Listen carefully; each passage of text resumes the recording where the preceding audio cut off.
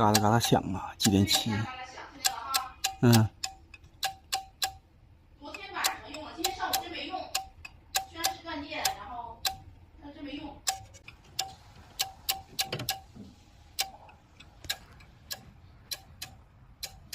220伏供电正常，电容有点鼓包了。哎呦我去，还有电呢！电容鼓包漏电了，我靠！摸一下，电人呢？开关电源，主力管电容鼓包了，吸不上。12伏电压肯定低，开不了机。现在显示屏不亮。现在这个空调的内基板已经拆回来了，咱们决定给它修一下。实在修不好，再给它换板。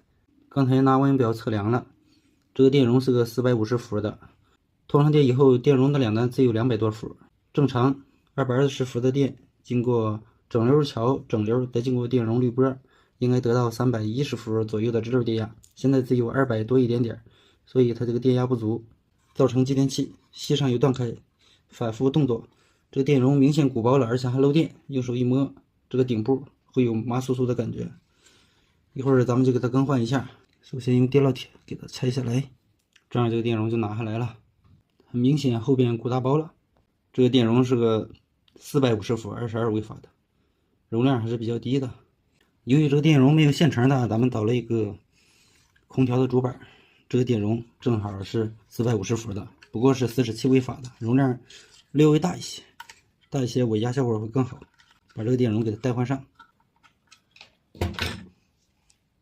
看这个电容450伏47微法，46.47微法，完全没问题。这个望远表还是精度挺高的，量电容特别好使，功能也很齐全。干维修，这个望远表最合适不过了。现在就给它更换上。带白杠的是负极，插到这个负极上。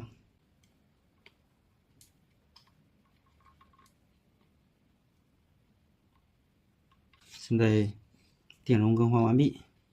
一会儿咱们供一个220伏的电，测试一下，看看输出电压正不正常。现在咱们找来了一个电源线，插到供电端子上，插上以后，咱们测量一下电容两端的电压。这电容两端，大家听到没有？一插上，继电器嘎哒吸合了，就完事了，没有来回吧嗒吧嗒响的声音。然后咱们量一下这个直流电压，看看能不能达到310。现在电压317伏。完全没问题，原来是220伏左右。这个电容比那个容量大，尾压滤波效果会更好。主板安装上，通电时机完全没问题。空调显示屏点亮了，空调可以正常工作了。原来屏幕不显示，空调打不开，现在工作正常。